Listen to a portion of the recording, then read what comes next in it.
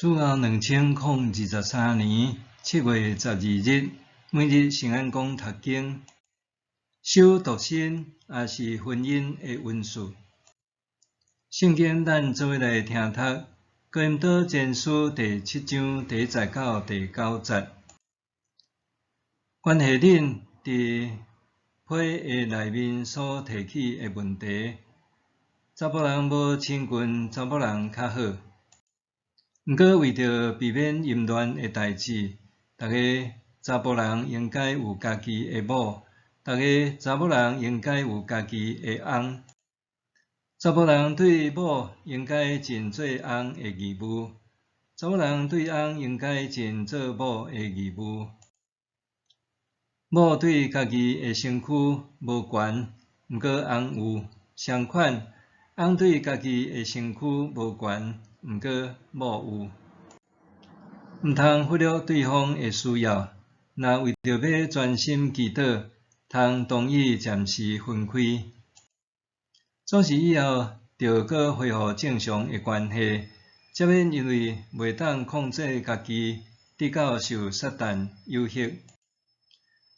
我讲通暂时分开，是勉强同意，毋是命令。事实，我爱逐个人拢亲像我无结婚，毋过逐个人对上帝领受无共款的运势，这人一款，迄人迄款。现在我对无结婚的甲官夫讲，若会当亲像我守独身是较好。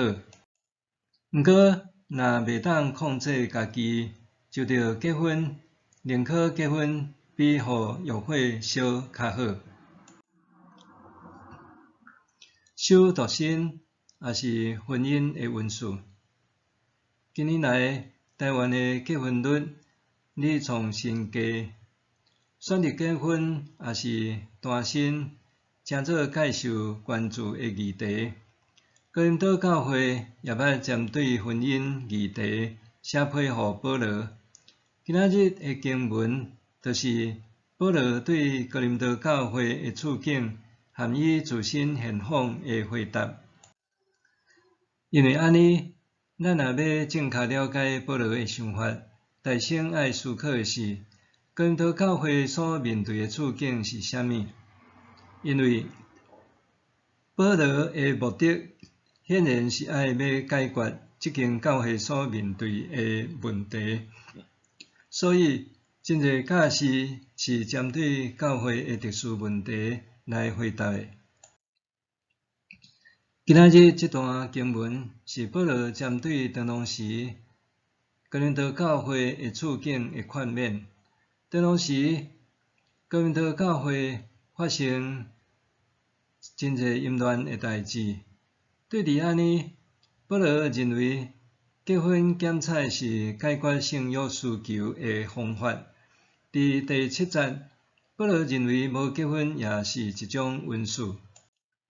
检采，咱也通安尼想，会当持守婚姻家庭也是一种运势。保罗当时责备哥林多教会，是因为真侪人无法度持守婚姻的约定，放纵欲望，致使淫乱。伫这教会中也造成信徒的困扰。因为安尼，保罗除了针对肉体的欲望，认为守独身是一种运势以外，搁针对家己成做外邦人的使徒，认为过独身生活也是一种服侍的运势。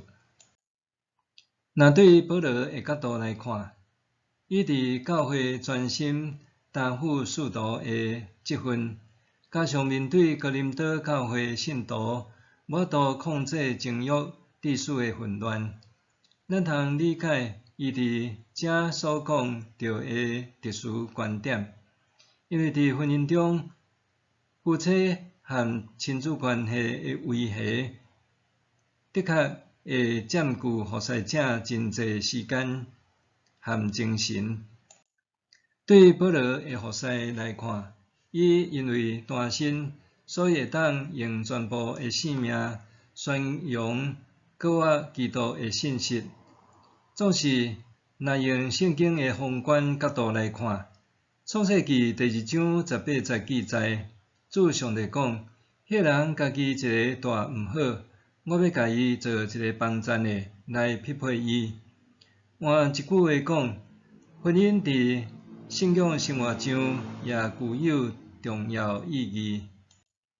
因为安尼，咱若简单用保罗伫遮的观点来看基督徒对婚姻的态度，单身比较较好的讲法，并无完全适合。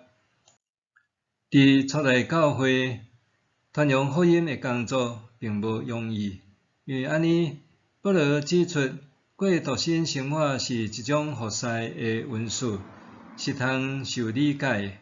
这种的讲法，也是对单身服侍上帝的传道者的肯定。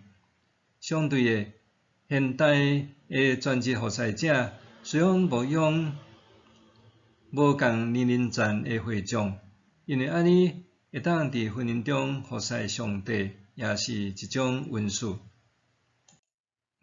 因持守婚姻约定的运势，透过婚姻的营造，经验到夫妻和亲子关系，也当帮助无共处境的信徒面对婚姻中的种种挑战。若用这种观点来看保罗对哥林多教会的劝勉，相信对现代的牧者来讲，也是一种全备和完整的提醒。默想，认定单身还是结婚才是上帝所喜悦的，是我家己的想法，还是圣经中的观点？认定单身还是结婚才是上帝所喜悦的，是我家己的想法，还是圣经中的观点？咱来祈祷，掌管生命的上主，我要信靠你，恳求你教示我，伫面对真侪代志的时，毋是按照家己的意思去理解，是谦卑寻求你的心意。奉主的名求，阿们。愿上帝赐福你，身心灵拢永行平安。